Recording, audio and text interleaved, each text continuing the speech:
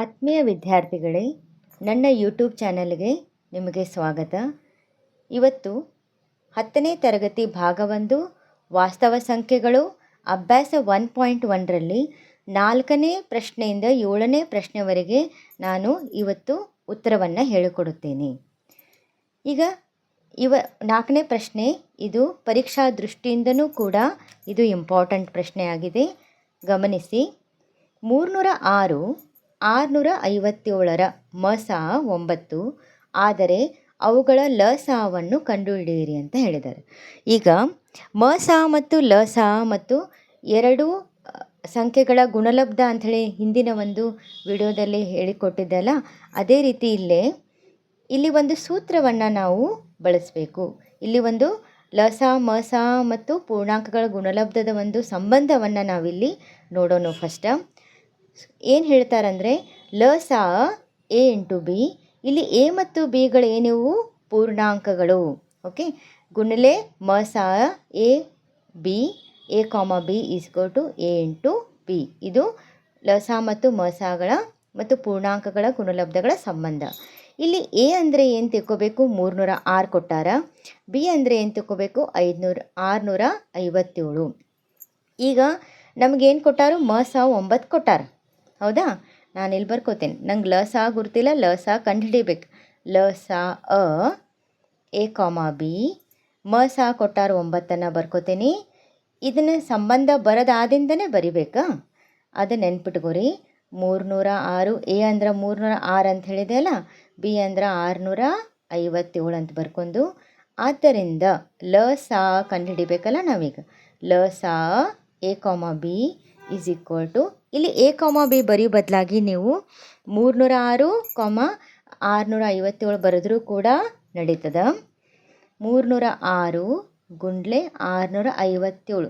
ಇಲ್ಲಿ ಮೇಲೆ ಬರ್ದೇನಿಲ್ಲ, ಅದನ್ನೇ ಇಲ್ಲಿ ಬರ್ಕೊಂಡು ಅಪಾನ್ ಡಿವೈಡೆಡ್ ಬೈ ಮಸ 9 ಕೊಟ್ಟಾರಲ್ಲ, ಅದು ಈ ಸೈಡ್ ಬಂದ್ರೆ ಭಾಗಾಕಾರ ಆಗ್ತೈತಿ. ಹೌದಾ? ಈಗ ಇದನ್ನು ಹೇಗೆ ಭಾಗಿಸಬೇಕು ಅನ್ನೋದನ್ನು ನಾನಿಲ್ಲಿ ನಿಮಗೆ ಹೇಳ್ಕೊಡ್ತೀನಿ. ಹೇಗೆ ಭಾಗಿಸೋದಪ್ಪ ಇದನ್ನ ಅಂಥೇಳಿ.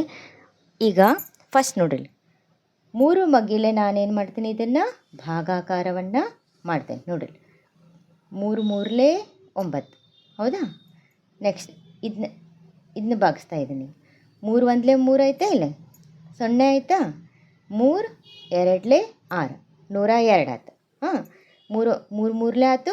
ಇದು 3 102 ಆಯ್ತು. ಮತ್ತೆ 3 ಭಾಗಿಸೋಣ. 3 1 3, 3 3 9, 1 ಉಳಿತು 12 ಆಯ್ತು. 3 4 12. ಈಗ ಸಂಖ್ಯೆಗಳನ್ನು ಬರ್ಕೊಂಡು 34 ಗುಂಡ್ಲೆ 657. ಆದ್ದರಿಂದ ಲಸ ಅ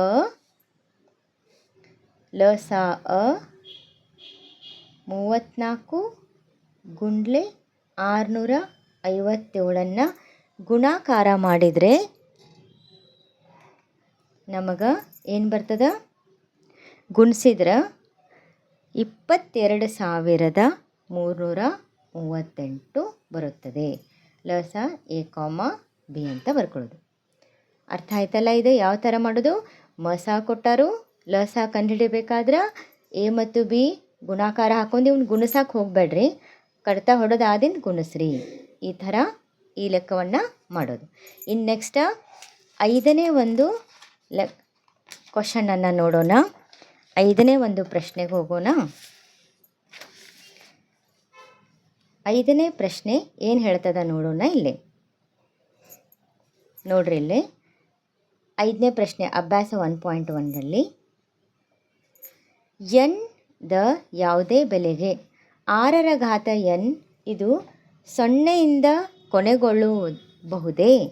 ಪರೀಕ್ಷಿಸಿ. ಇಲ್ಲಿ n ಒಂದು ಸ್ವಾಭಾವಿಕ ಸಂಖ್ಯೆ ಆಗಿದೆ. ಈಗಾಗಲೇ ನಮಗೆ ಗೊತ್ತೈತಿ, ಸ್ವಾಭಾವಿಕ ಸಂಖ್ಯೆ ಅಂದರೆ 1ರಿಂದ ಶುರುವಾಗುವಂಥ ಅಂಕಿ 1 2 3 4 ಇವಾಯ್ತು. ಆಗ ಈಗ nದ ಯಾವ ಬೆಲೆಗೆ 6ರ ಘಾತ n ಇದು 0ಯಿಂದ ಕೊನೆಗೊಳ್ಳಬಹುದೇ ಅಂತ ಕೇಳಾರೆ. ಈಗ ಫಸ್ಟ್ ನಾನಿಲ್ಲಿ ಕೆಲವು ನಂಬರ್ ತೊಗೊಂಡೇನೆ. 0ಯಿಂದ ಕೊನೆಗೊಳ್ಳುವಂಥ ಕೆಲ ನಂಬರ್ ತೊಗೊಂಡು, ಅಂದರೆ 10 20 30 40 50 100 200 ಈ ಥರ. ಈಗ 0ಯಿಂದ ಕೊನೆಗೊಳ್ಳುವ ಕೆಲವು ಸಂಖ್ಯೆಗಳ ಅವಿಭಾಜ್ಯ ಅಪವರ್ತನವನ್ನು ಮಾಡಿದ್ದೇನೆ. ಈಗ 10 2 5 5 1 10 ಹೇಗೆ ಬರೆದಿನ 2 ಗುಂಡ್ಲೆ 5. ಈಗ 20. 20ರ ಅವಿಭಾಜ್ಯ ಅಪವರ್ತನ 2 ಹತ್ತಲೆ 2 ಐದಲೇ 10, 5 ಒಂದಲೇ 5. ಈಗ 40ರ ಅವಿಭಾಜ್ಯ ಅಪವರ್ತನ 2 20 40, 2 ಹತ್ತಲೆ 2 ಐದಲೇ 5 ಒಂದಲೇ. ಅವನ್ನ ಅವಿಭಾಜ್ಯ ಅಪವರ್ತನೆಯಲ್ಲಿ ಬರ್ಕೊಂಡೇನೆ. ಈಗ 100ರ ಒಂದು ಅವಿಭಾಜ್ಯ ಅಪವರ್ತನ ನೋಡೋಣ. 2 50 100, 5 ಹತ್ತಲೆ 5 ಎರಡಲೇ 2 ಒಂದಲೇ. ಇಲ್ಲಿ ನೀವು ಒಂದು ಗಮನಿಸ್ಬೋದು, ಪ್ರತಿಯೊಂದು ಸೊನ್ನೆಯಿಂದ ಕೊನೆಗೊಳ್ಳುವ ಸಂಖ್ಯೆಗಳನ್ನು ಅವಿಭಾಜ್ಯ ಅಪವರ್ತನ ಮಾಡಿದಾಗ ಪ್ರತಿ ಸರ್ತಿ ಏನು ಬಂತು, 2 ಬಂತು, 5 ಬಂತು, 2 ಬಂತು, 5 ಬಂತು. ಬೇರೆ ಸಂಖ್ಯೆನೂ ಬರ್ಬೋದು, ಇಲ್ಲ ಅಂತಲ್ಲ.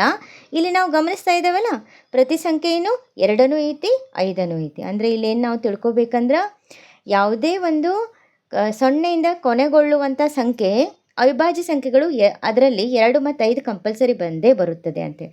ಆದ್ದರಿಂದ ಇಲ್ಲಿ ನಂಗೆ ಕೊಟ್ಟದಲ್ಲ ಕ್ವಶನಲ್ಲಿ 6ರ ಘಾತ ಎಣ್ಣರ ಅವಿಭಾಜ್ಯ ಅಪವರ್ತನ ನೋಡೋಣ. 6ರ ಅವಿಭಾಜ್ಯ ಅಪವರ್ತನ 2 ಗುಂಡ್ಲೆ 3 ರೆಸ್ಟು ಎಣ್ ಅಂತ ಬರ್ದೇನೆ. ಇದರಲ್ಲಿ 5 ಇದು 6ರ ಘಾತ ಎಣ್ಣರ ಒಂದು ಅಪವರ್ತನ ಇಲ್ಲ. ನಾವು ಈಗಾಗಲೇ ನೋಡಿದ್ವಲ್ಲ ಏನಂತ, ಯಾವುದೇ ಒಂದು ಸಂಖ್ಯೆ ಸೊನ್ನೆಯಿಂದ ಕೊನೆಗೊಳ್ತೈತಲ್ಲ 2 ಮತ್ತು 5 ಕಂಪಲ್ಸರಿ ಇರಬೇಕಂತೇಳಿ. ಬೇರೆ ಅಂಕಿ ಇದ್ರೆ ನಡೀತೈತೆ ಆಮೇಲೆ. ಕರೆ ಇಲ್ಲಿ ನೋಡ್ರಿ 3 ಐತಿ, 5 ಇಲ್ಲ.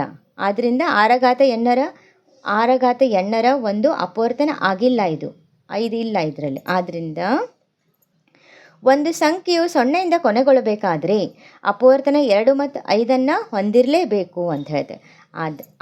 ಆದ್ದರಿಂದ ನಾವು 6ರ ಘಾತ ಎನ್ ಇದು ಸೊನ್ನೆಯಿಂದ ಕೊನೆಗೊಳ್ಳುವುದಿಲ್ಲ ಅಂತೇಳಿ ನಾವು ಈ ಒಂದು ಪರೀಕ್ಷೆಯಿಂದ ಕಂಡುಬರುತ್ತದೆ. ಇದು 5ನೇ ಪ್ರಶ್ನೆ ಮುಗೀತು. ಇನ್ನು 6ನೇ ಪ್ರಶ್ನೆಗೆ ಹೋಗೋಣ. 6ನೇ ಪ್ರಶ್ನೆ ಏನು ಹೇಳ್ತದಪ್ಪ ಅನ್ನೋದನ್ನು ನೋಡೋಣ ಇಲ್ಲಿ. ಓಕೆ, 6ನೇ ಒಂದು ಪ್ರಶ್ನೆಯನ್ನು ಓದ್ತೇನೆ. 6ನೇ ಪ್ರಶ್ನೆ 7 ಗುಂಡ್ಲೆ 11 ಗುಂಡ್ಲೆ 13 ಪ್ಲಸ್ 13 ಮತ್ತು 7 ಗುಂಡ್ಲೆ 6 ಗುಂಡ್ಲೆ 5 ಗುಂಡ್ಲೆ 4 ಗುಂಡ್ಲೆ 3 ಗುಂಡ್ಲೆ 2 ಗುಂಡ್ಲೆ 1 ಪ್ಲಸ್ 5 ಇವು ಸಂಯುಕ್ತ ಸಂಖ್ಯೆಗಳಾಗಿವೆ ಏಕೆ ಅಂತ ವಿವರಿಸಿ ಅಂತ ಹೇಳಿದ್ದಾರೆ.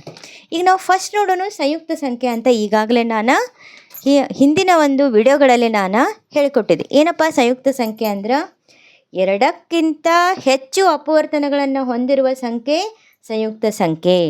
ಮತ್ತು 1 ಹೊರತುಪಡಿಸಿ 1 ಬಿಟ್ಟು 2ರಲ್ಲಿ 1 ಬಿಟ್ಟು ಅವೆಲ್ಲ ಏನಾಗಿರಬೇಕು, ಸಂಯುಕ್ತ ಸಂಖ್ಯೆಗಳು ಆಗಿರಬೇಕು, 1 ಹೊರತುಪಡಿಸಿ ಅಂತ ಹೇಳಿದ್ದಾರೆ ಇಲ್ಲಿ. ಆದ್ದರಿಂದ ಈ ಒಂದು ಪ್ರಶ್ನೆ ನೋಡೋಣ. 1ನೇದು ಬರ್ಕೊಂಡೇನೆ 7 ಗುಂಡ್ಲೆ 11 ಗುಂಡ್ಲೆ 13 ಪ್ಲಸ್ 13. ಇಲ್ಲಿ ಗಮನಿಸ್ರಿ, ಇಲ್ಲಿ 2 ಪದಗಳಿದಾವ. 7 ಗುಂಡ್ಲೆ 11 ಗುಂಡ್ಲೆ 13 ಒಂದು ಪದ ಆಯಿತು, ಪ್ಲಸ್ 13 ಇನ್ನೊಂದು ಪದ. ಇಲ್ಲಿ 2 ಪದಗಳಿದ್ದಾವೆ. ಗಮನಿಸ್ರಿ, ಇದು ಬೇರೆ ಬೇರೆ ಅಲ್ಲ, ಇದು ಟೋಟಲ್ ಇದೆಲ್ಲ ಒಂದೇ, ಇದು ಗುಣಾಕಾರ ಮಾಡಿದರೆ. ಆದ್ದರಿಂದ ಈ 2 ಪದಗಳಲ್ಲಿ ಕಾಮನ್ ಯಾವ ನಂಬರ್ ಇದೆ, ಸಾಮಾನ್ಯ ಒಂದು ಅಪವರ್ತನವನ್ನು ಹೊರಗೆ ತಗೋಬೇಕು. ಇಲ್ಲೂ 13 ಐತಿ, ಇಲ್ಲೂ 13 ಐತಿ. 13 ಕಾಮನ್ ಆಗಿ ಹೊರಗೆ ತೆಗೆದುಕೊಂಡು ಮಿಕ್ಕಿದ್ದನ್ನು ಒಳಗಿಟ್ಕೊಳ್ಳೋದು. ಏನಪ್ಪ, 13 ಹೊರಗೆ ತಗೊಂಡಿನಿ. 7 ಗುಂಡ್ಲೆ 11 ಗುಂಡ್ಲೆ 13 ಆಲ್ರೆಡಿ ಹೊರಗೆ ಐತೈತೆ, ಗುಂಡ್ಲೆ 1 ಆಯ್ತು, ಪ್ಲಸ್ 1. ಇಲ್ಲಿ 13 ಏನದು, ಒಂದು ಸಾಮಾನ್ಯ ಅಪವರ್ತನ. 13 ನೋಡ್ರಿ, ಈ 13 ಏನಿದು ಒಂದು ಸಂಯುಕ್ತ ಸಂಖ್ಯೆ ಹೌದಲ್ಲ, 1 ಹೊರತುಪಡಿಸಿ ಅಂತ ಹೇಳಿದೆ ಆಗಲೇ. ಆದ್ದರಿಂದ 13 ಒಂದು ಸಂಯುಕ್ತ ಸಂಖ್ಯೆ. ಆದ್ದರಿಂದ ಈ ಪ್ರಶ್ನೆ ಇದು ಒಂದು ಸಂಯುಕ್ತ ಸಂಖ್ಯೆ ಆಗಿದೆ. ನೆಕ್ಸ್ಟ್ 2ನೇದು ಅದೇ ರೀತಿ ಮಾಡೋದು. ಈ ಪೂರ್ತಿ ಎಲ್ಲ ಅಂಕಿಗಳು ಒಂದೇ ಪದ, ಇದೆಲ್ಲ ಪೂರ್ತಿ ಒಂದೇ ಪದ, ಪ್ಲಸ್ 5 ಒಂದು ಪದ, ಅಂದರೆ 2 ಪದಗಳು ಬಂದು. ಇಲ್ಲಿ ಕಾಮನ್ ಏನು, ಇದರಲ್ಲಿ ಇಲ್ಲೂ 5 ಐತಿ, ಇಲ್ಲೂ 5 ಐತಿ. 5 ಕಾಮನ್ ಹೊರಗೆ ತಗೊಳ್ಳೋದು ಬ್ರ್ಯಾಕೆಟ್ನಾಗ. 7 ಗುಂಡ್ಲೆ 6 ಗುಂಡ್ಲೆ 5 ಆಲ್ರೆಡಿ ಹೊರಗಿರೋದ್ರಿಂದ 1 ಬರ್ದೇನೆ. 5 ಹೊರಗೆ ಐತೆ ಅಂದ್ಕೂಡ್ಲೆ 1 ತೊಗೊಂಡಿನಿ. ಗುಂಡ್ಲೆ 4 ಗುಂಡ್ಲೆ 3 ಗುಂಡ್ಲೆ 2 ಗುಂಡ್ಲೆ 1 ಪ್ಲಸ್ 5 ಸಾಮಾನ್ಯ ಇರೋದ್ರಿಂದ 1 ತೊಗೊಂಡಿನಿ. ಇವನ್ನೆಲ್ಲ ಗುಣಿಸ್ಲಿಕ್ಕೆ ಹೋಗಬೇಡ್ರಿ, ಇದು ಈಸಿ ಇದೆ ಲೆಕ್ಕ. ಆದ್ದರಿಂದ 5 ಏನಾಯ್ತು ಇಲ್ಲಿ, 5 ಒಂದು ಸಾಮಾನ್ಯ ಅಪವರ್ತನ, 5 ಒಂದು ಸಂಯುಕ್ತ ಸಂಖ್ಯೆ. ಆದ್ದರಿಂದ ಈ ಸಂಖ್ಯೆನೂ ಕೂಡ ಒಂದು ಸಂಯುಕ್ತ ಸಂಖ್ಯೆ ಆಗಿದೆ ಅಂಥೇಳಿ ನಾವಿಲ್ಲಿ ಹೇಳಬಹುದು, ವಿವರಣೆಯನ್ನು ಕೊಡಬಹುದು. ತಿಳಿತಾ? ಈಗ ನೆಕ್ಸ್ಟ್ 7ನೇ ಒಂದು ಪ್ರಶ್ನೆಗೆ ಹೋಗೋಣ. 7ನೇ ಪ್ರಶ್ನೆ ಗಮನಿಸ್ರಿ. ಇಲ್ಲಿ 7ನೇ ಪ್ರಶ್ನೆ ನೋಡಿ, ಇಲ್ಲಿ ಪುಸ್ತಕನಾಗಿಂದನೇ ಹೇಳ್ತೀನಿ. ಒಂದು ಕ್ರೀಡಾಂಗಣದ ಸುತ್ತಲೂ ವೃತ್ತಾಕಾರದ ಮಾರ್ಗವಿದೆ. ಸೋನ್ಯಾಳು ಆ ಕ್ರೀಡಾಂಗಣದ ಒಂದು ಸುತ್ತನ್ನು ಪೂರ್ಣಗೊಳಿಸಲು 18 ನಿಮಿಷಗಳನ್ನು ತೆಗೆದುಕೊಂಡರೆ ರವಿಯು ಅದೇ ಸುತ್ತನ್ನು ಪೂರ್ಣಗೊಳಿಸಲು 12 ನಿಮಿಷಗಳನ್ನು ತೆಗೆದುಕೊಳ್ಳುತ್ತಾನೆ. ಒಂದೊಮ್ಮೆ ಅವರಿಬ್ಬರೂ ಒಂದೇ ಬಿಂದುವಿನಿಂದ ಏಕಕಾಲದಲ್ಲಿ ಆರಂಭಿಸಿ ಏಕಮುಖವಾಗಿ ಚಲಿಸಿದರೆ ಎಷ್ಟು ನಿಮಿಷಗಳ ನಂತರ ಅವರು ಪುನಃ ಆರಂಭಿಕ ಬಿಂದುವಿನಲ್ಲಿ ಸಂಧಿಸುತ್ತಾರೆ ಎನ್ನುವುದನ್ನು ಗಮನಿಸೋಣ. ಇಲ್ಲೇ ಫಸ್ಟ್ ನೋಡೋಣ. ಒಂದು ಕ್ರೀಡಾಂಗಣ ಇದೆ ಅಂತ ತಿಳ್ಕೊಳ್ಳಿ. ಇದು ಒಂದು ಕ್ರೀಡಾಂಗಣ ವೃತ್ತಾಕಾರದಲ್ಲಿ ಇದೆ. ಆ ಕ್ರೀಡಾಂಗಣ ಸೋನ್ಯಾ ಏನು ಮಾಡ್ತಾಳ, ಆ ಕ್ರೀಡಾಂಗಣ ಒಂದು ಸುತ್ತನ್ನು ಇಲ್ಲಿಂದ ಸೋನ್ಯಾ ಏನು ಮಾಡಿದ ಅಂತಿಕೋನ ಸ್ಟಾರ್ಟ್ ಮಾಡ ಅಂತಿಕೋನು. ಆಕಿ ಒಂದು ಸುತ್ತು ಪೂರ್ತಿ ಒಂದು ರೌಂಡ್ ಹಾಕಾಕ 18 ನಿಮಿಷ ತಗೋತಾ. ಹೌದಾ, ತಿಳಿತಾ ಈಗ?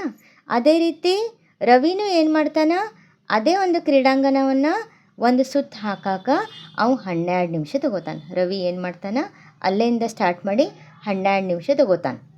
ಹೌದಾ, ಈಗ ಅವರಿಬ್ಬರು ಒಂದೇ ಬಿಂದುವಿನಿಂದ ಏಕಕಾಲದಲ್ಲಿ ಆರಂಭ ಮಾಡಿದರೆ ಎಷ್ಟು ನಿಮಿಷಗಳ ನಂತರ ಅವರು ಪುನಃ ಆರಂಭಿಕ ಬಿಂದುವಿನಲ್ಲಿ ಪೂರ್ತಿ ಒಂದು ರೌಂಡ್ ಹಾಕಿ ಪುನಃ ಬರಬೇಕಾದ್ರೆ ಎಷ್ಟು ತಗೋತಾರೋ ನಿಮಿಷಗಳನ್ನಂತ ಕಂಡುಹಿಡಿಬೇಕು.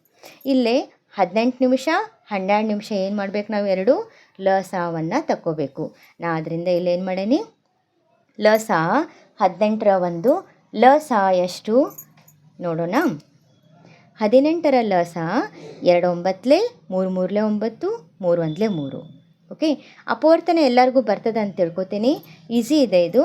12 12ರ ಅವಿಭಾಜ್ಯ ಅಪವರ್ತನ 2 6 12 2 3 6 3 1 3.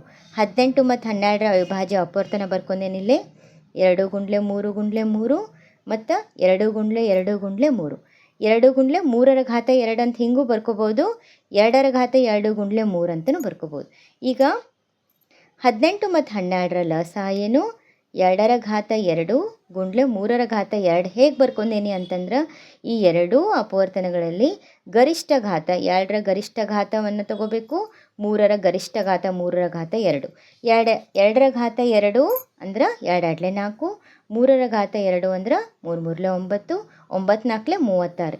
ಏನಪ್ಪ ಇದು 36 ಅಂದ್ರೆ 36 ನಿಮಿಷಗಳ ನಂತರ ಅವರು ಪುನಃ ಆರಂಭಿಕ ಬಿಂದುವಿನಲ್ಲಿ ಸಂಧಿಸುತ್ತಾರೆ ಅನ್ನೋದು ನಮಗಿಲ್ಲಿ ಕಂಡು ಬರ್ತದೆ. ಅದಕ್ಕೆ ಆ ಥರ ಅಲ್ಲ, ಅಲ್ಲಿಗೆ ಕ್ವಶನಲ್ಲಿ ಅದನ್ನೇ ಕೇಳ್ತಾ ಇದ್ದಾರೆ ಅವರು. ಏನಂತ, ಅವರಿಬ್ಬರು ಒಂದೇ ಬಿಂದುವಿನಿಂದ ಏಕಕಾಲದಲ್ಲಿ ಆರಂಭಿಸಿ ಏಕಮುಖವಾಗಿ ಚಲಿಸಿದರೆ ಎಷ್ಟು ನಿಮಿಷಗಳ ನಂತರ ಅವರು ಪುನಃ ಆರಂಭಿಕ ಬಿಂದುವಿನಲ್ಲಿ ಸಂಧಿಸುತ್ತಾರೆ ಅಂತಂದ್ರೆ 36 ನಿಮಿಷಗಳ ನಂತರ.